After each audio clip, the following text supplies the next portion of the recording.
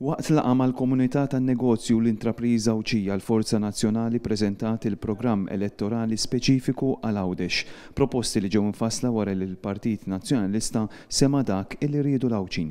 Matul din il-laqa l-kap tal-Partit Nazzjonalista Simon Busuttil stqarr illi llum il-Forza Nazzjonali qed tersaq quddiem l-Għawċin b'sett ta' ideat konkreti. Dawn jinkludu il-link permanenti bejn iż-żewġ gżejjer, it-tisħiħ tal-identità Għawċija u investiment fl-isptar ta' Għawdex b'fondi Ewropej.